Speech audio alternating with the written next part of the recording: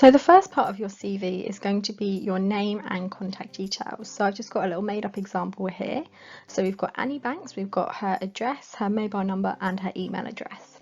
And this would go right at the top of the CV just here. So in terms of the name, you want to make sure that it's in capital letters, it's centered and it's bold. And then for the address, mobile number and email address, you want to make sure that it's on one line and that you can separate it using a symbol such as the little dot I've used here. So after your name and contact details, you want to put down your education. So this goes just below the name and contact details as shown here. So when it comes to education, you want to make sure that you're putting down your qualifications in reverse chronological order. So this means you're putting the most recent qualification first. So as you can see from the example here, we've got BSc Biology, so Annie's degree, which she's currently doing first, and then we've got A-levels and GCSEs, which she's done previously below that. You want to make sure that you're stating what the qualifications are and the location of study. So for the degree, we've got University of Southampton in Southampton, and for the A-levels and GCSEs, we've got Dayton Academy in Ipswich. You also want to make sure that you're summarising the skills linked to the job requirements. So for example, if Annie was applying to a lab role, she'd want to talk about the lab experience that she'd had as part of her BSc Biology degree. And then you want to include any key grades. So we've got the GCSE and A-level grades stated there, and then we've also got her first year grade stated there as well. So after education comes work experience, as you can see here on the CV. So just like with our qualifications, we want to make sure that we're listing our experiences in reverse chronological order. So our most recent experience comes first. So you want to make sure that you state what the role was or is and the location. So for example, we've got plant research intern, Faculty of Biosciences, University of Southampton, Southampton. You then want to summarise the role and the duties and sort of link these to the current job description which you're applying for. So for example, Annie's written down for her plant research internship that she produced research videos, lab reports, she designed research strategies, and she collaborated with colleagues in meetings and via written communication. So after you've summarised the role, you then want to talk about the skills that you've developed. So for example, if the role you're applying for talks about you requiring teamwork or communication, you want to make sure that you put those in the skills developed and you're picking out those key experiences which really show that. Remember that you may not have that much experience, so for example, if you're just starting out with your CV, that's absolutely fine.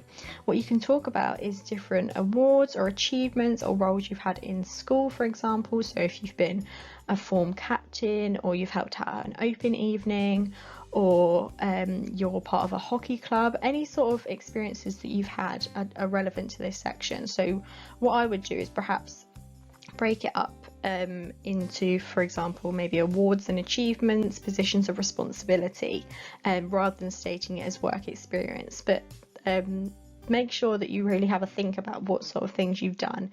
You don't have to have had tons of experience, especially when you're just starting out looking for roles. So the next section is interests and achievements. So this comes below work experience.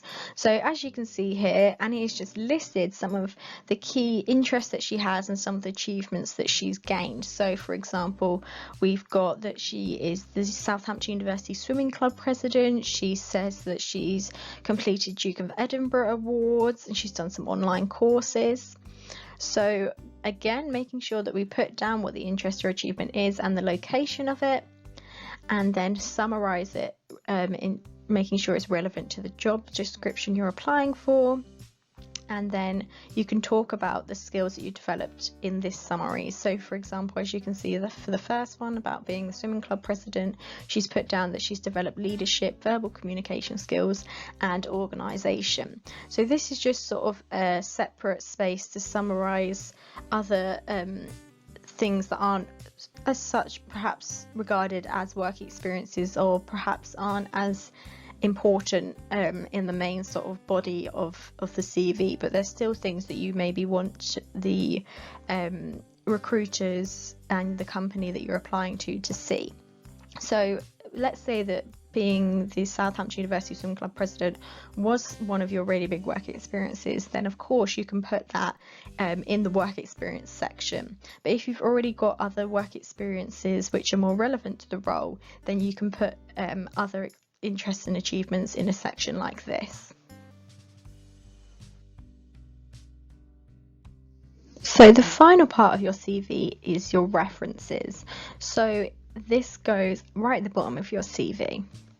So it's important that you have at least 2 key references. So these could be an academic, so they could be a teacher or a lecturer or a personal tutor, and they could also be a manager if you're working currently, or a previous manager from a previous role.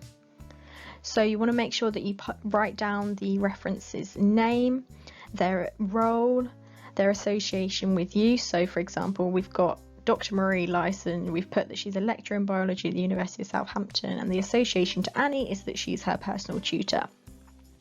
We then want to write down their email address and their phone number. So you've really got all that information right there, so the recruiters or the company can go directly to them.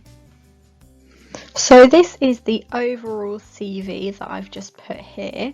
So I just thought I'd touch on some other key points. So make sure that your CV is in black and white.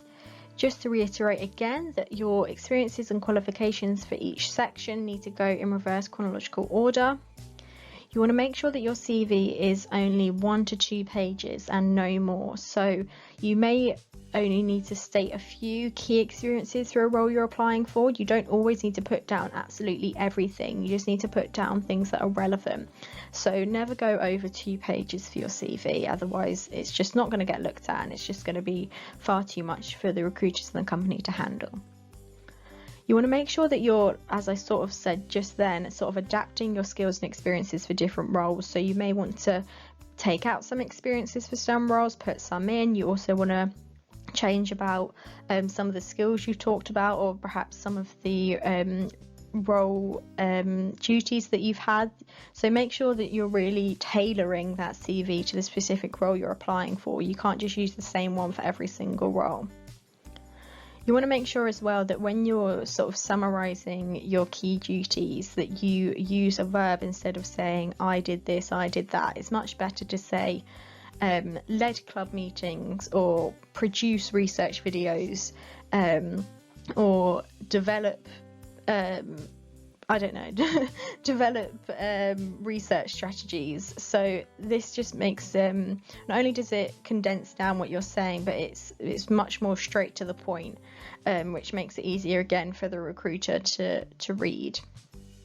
So again, you want to make sure that you're updating your references when necessary. So for example, if you've done your CV a while ago now and you've got a really old reference on there, you want to maybe ask someone else to be a new reference, so perhaps a current person you're working with, or a current academic.